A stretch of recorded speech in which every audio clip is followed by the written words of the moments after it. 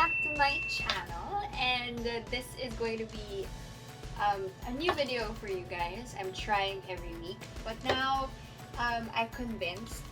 Well, this is a promise na napag-usapan namin.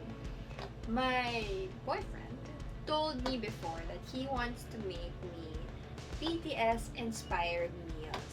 He told me this when we watched yung concert ng BTS recently, and we watched it together, and na-inspire siya to cook meals na super BTS inspired yan, diba? And I'm so excited na finally he's gonna cook na. I don't know what he's gonna call yung mga meal, yung mga food na gagawin niya. It's gonna be a surprise. Pwede mo siyang gayahin if you want, and I'm so excited na finally he's gonna do this. He loves cooking, so I'm so excited for his surprise, kung anong gagawin niya, and kung ano yung lulutuin yung meal for me for dinner. And wow, kinilig. So, later, makakausap natin siya kung bakit niya naisip yun, and what is it about BTS na na-inspire siya to cook again. Well, he cooks naman, not again, but he cooks for me most of the time. But this one, he wanted to share then sa mga ARMY, BTS ARMY, because he knows there's a lot of BTS ARMY like me out there. So, it's nice that he's gonna share it finally. So, yeah. Do it. Okay guys, finally I'm gonna call in my boyfriend. This is not a JOWA reveal. You'll know why.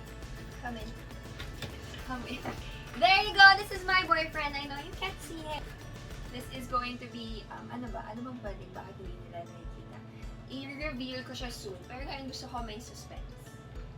Sabi ko sa intro ko, you wanted to make a BTS inspired meal. Kasi nanood tayo ng concert na.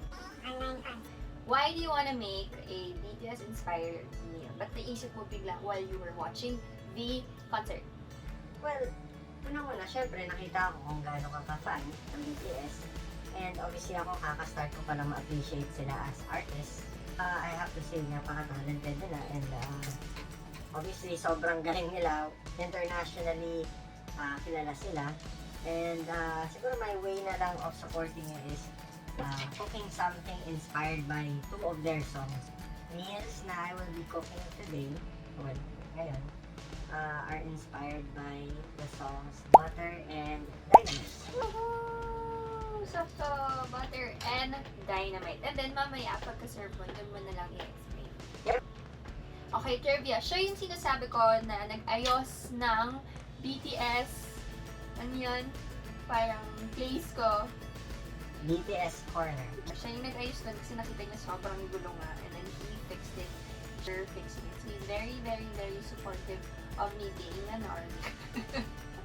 Okay, so pakita na natin ingredients mo.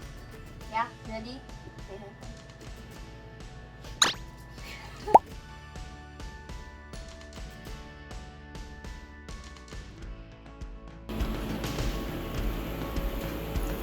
Shrimp. Yes, shrimp and what's this? Beef. Beef poke.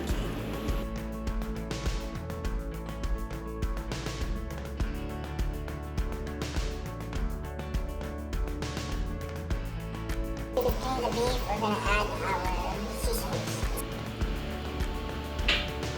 Paprika. Cumin.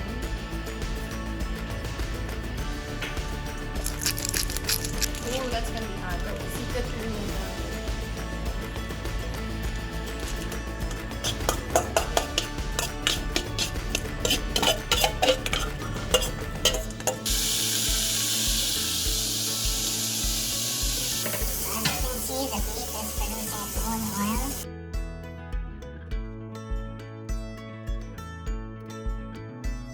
Garlic. So, tansya-tansya.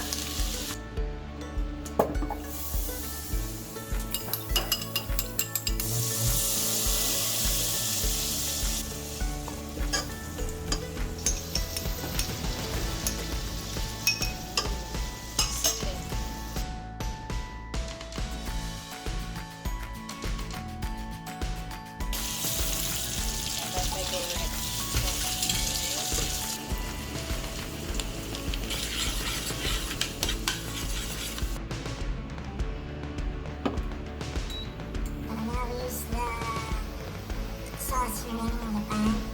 the shrimp. Yes, put a little bit of water to cook some asparagus.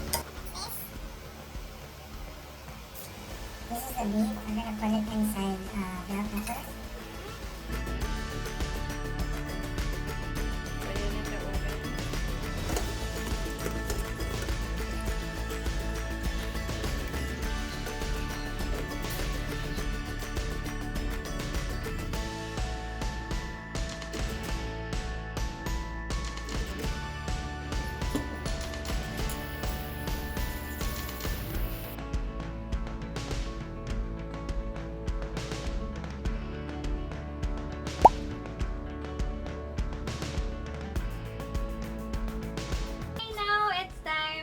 To try. Yay! Hindi ko nakita yung pag-prep, so dinala niya lang. Hindi ko masyado nakita. But I'm so excited to eat it and try it. Of course, with my Tata cup. Okay, can you explain, love, what you did? This is your typical buttered garlic shrimp. Yes, but I added a little bit of chili peppers and some mushrooms because I like buttered mushrooms. And then what I did with the head was I drained it because a lot of people say it's not the tastiest, yung pinakamalasang parte.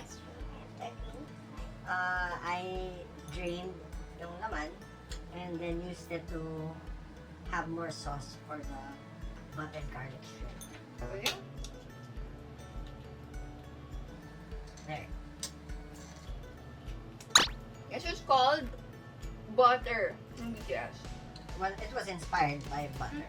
This This one is based on the song, well, it was inspired by the song Dynamite.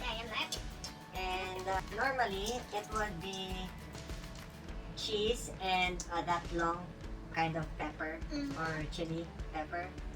But what I did was I used bell pepper, stuffed it with our beef, giniling na beef mix.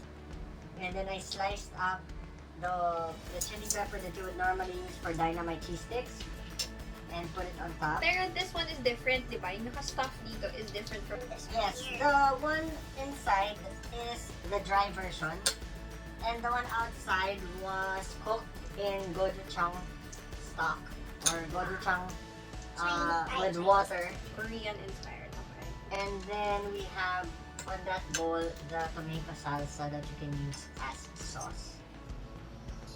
I'll just nip it up.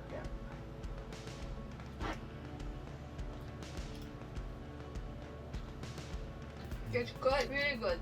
I want it with my rice. So, like I said, ito naman inspired by the song Dynamite. I'm not sure if tama yung ginawa ko, but Oh, ma'am. Thank you for dinner. Do you want to do the honors of saying like, share, and subscribe to my channel? yun yung mga winners natin dyan. Please like, share, and subscribe. Watch the next video or the next videos that will be coming up.